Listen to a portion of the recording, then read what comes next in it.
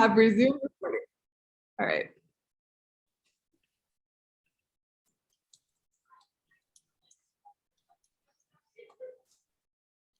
Hi, everyone. Thanks so much for joining us today. I'll give it another minute to allow more folks to join, and then we'll get started.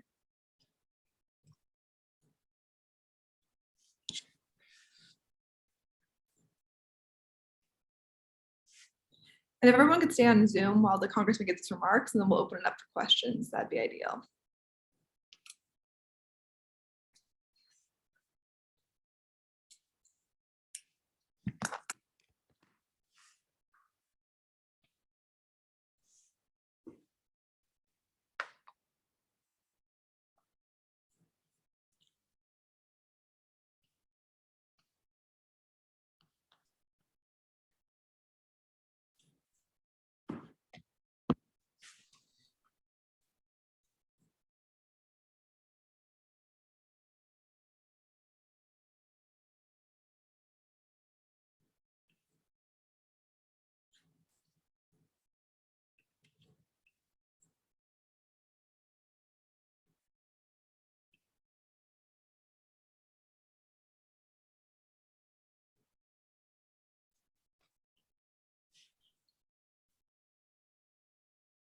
All right, we can get started. I'll let the congressman take it away from here.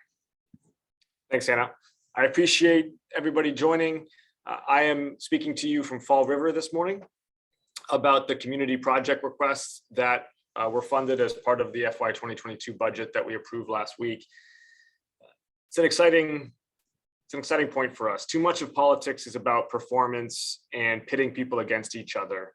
Today, it's about policy and partnerships. There's an old proverb that says, go fast, go alone, go far, go together. We're going to go fast together. We are going to invest in our health and our infrastructure so that this economy works for everybody. In strong partnership with state and local officials, town managers, state representatives, state senators, county commissioners, my office prioritized the following 10 projects, all of which were funded and which are going to have immediate and significant impacts on the standards of living for the constituents of the Massachusetts 4th. A number of them had to do with water. And I'll highlight those first. The town of Medway received $2.75 million for its central water treatment facility improvements. I want to here especially highlight the work of Senate President Karen Spilka, without whom this project would not be getting funding right now. Senate President Spilka has truly been a tremendous partner and fighter for the town of Medway. And that $2.75 million is going to go a long way for their water treatment improvements. In Norton, wells 4, 5, and 6 are going to get $1.475 million to ensure potable and clear water for the residents of Norton. Plainville will get $1.5 million for water system capacity expansion. Hopedale will get $2 million for water supply and storage enhancement. And Somerset will get almost $1 million for emergency dam improvements. What these projects all have in common is that they're about guaranteeing access to clean water for constituents. They lay a foundation for commercial development, since so much of Massachusetts industry requires significant water infrastructure to operate, whether it's the medtech industry or biopharmaceuticals or others fast-growing industries in the Massachusetts 4th. They all require strong water infrastructure. And they're also about climate resilience. In an era of rising water levels and changing and more extreme weather, these water improvements will make us more resilient. And the final one in this vein is the North Attleboro 10-mile river dredging project to mitigate flooding, which will receive $1.5 million. This again highlights climate resilience. It highlights a strong base for commercial development, and it's about taking care of really one of our most precious resources, our water supply. I want to highlight a few other projects as well. I'm here in Fall River, right behind me. If you could peer through the window, you would see the Route 79 waterfront boulevard, or the potential thereof. And we were able to secure $1.5 million for facility improvements that will help lay the groundwork for urban renewal along the waterfront in Fall River. We were able to secure $2 million in nearby Attleboro for the New Hope Domestic Violence Shelter. And this is part and parcel of our work to renew the Violence Against Women's Act in the House and Senate.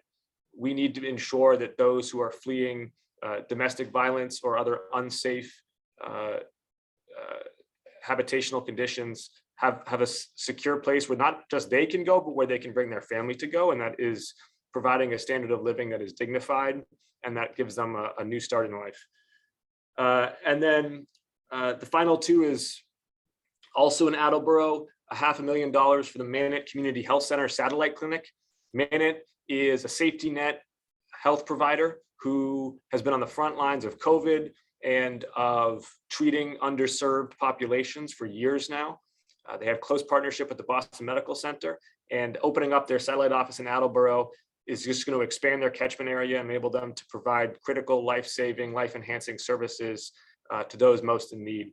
And then finally, $2 million for, in partnership with my friend and colleague, Bill Keating, $2 million for the Bristol Community College's National Offshore Wind Institute.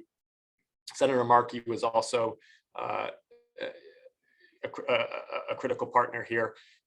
Offshore wind can help do for the south coast of Massachusetts what the life sciences were able to do in Boston and Cambridge, which was to be the base of a cluster of economic development that can create good jobs and also be a hugely important source of clean energy as we transition to a sustainable economy. Massachusetts sits offshore of probably the most significant offshore wind resource in North America, and tapping into that offshore wind is a significant project for the 21st century that's going to require federal, state, and local partnerships, working with Governor Baker and the congressional delegation and Pat Haddad and other representatives on the South Coast. We are going to make the Bristol Community College really a hub of workforce development and an important complement to the infrastructure being put in place in New Bedford, Fall River, and Somerset, particularly at Brayton Point. So I'm really excited about this project and what it's going to do for economic development in the South Coast and for renewable energy in Massachusetts. Thank you. Any questions? Please raise your hand if you have a question.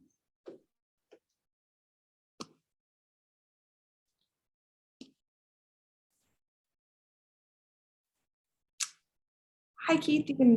Keith's from BCC. You can unmute yourself to ask your question. Yeah, thank you. Congressman, you mentioned, the Route 79 project and of course the offshore wind, which, we're seeing some activity. We'll see some activity in Fall River and then of course across the river in Somerset. How important are these projects to, the general, as you see it, the general overall economic development picture of that waterfront in Fall River? Obviously, there's more that can be done. I guess, one, how important do you see that? And two, is there anything else that, the Congress can do to help in the economic development efforts of the waterfront of Fall River?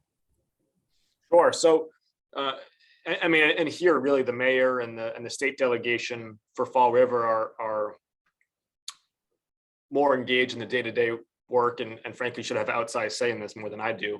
But the Fall River waterfront project is really geared less towards offshore wind and much more so towards urban renewal and towards mixed use development, right? It's about housing and commercial development that may not really be directly connected to offshore wind. And so the project that we were able to secure for Fall River helps with some of the, what you would call it, the horizontal work that is an important predicate for the vertical development that will go on top of it. Because a lot of the work on Route 79 is not just the actual road work, but also land assembly and then making that land buildable with moving some of the old infrastructure around. And so this project is going to help turbocharge that and just make it more attractive, frankly, for the private sector to then come and do a lot of the vertical development. So I view the Fall River project as really more standing on its own two legs of an urban renewal, less than being directly tied into offshore wind. For offshore wind, what else the federal government can do is prevent this Graves amendment from a Republican congressman in Louisiana from becoming law. I fought against this in the Transportation Infrastructure Committee. This amendment would put in place protectionist workforce requirements that would really stop in its tracks Vineyard Wind and Mayflower Wind projects from being able to get underway just when they got the permits that they needed. I mean, we just gave them the permits. They can finally start hiring and getting underway with development. And then this amendment would stop them in their tracks. So I'm fighting hard against that, and we'll do my utmost to prevent it from becoming law, because it is going to be it's going to paralyze economic development if we let it. Any other questions?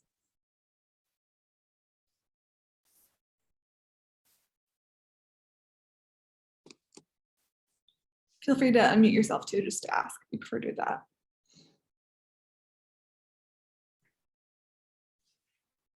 Good. Well, I appreciate you joining, everybody.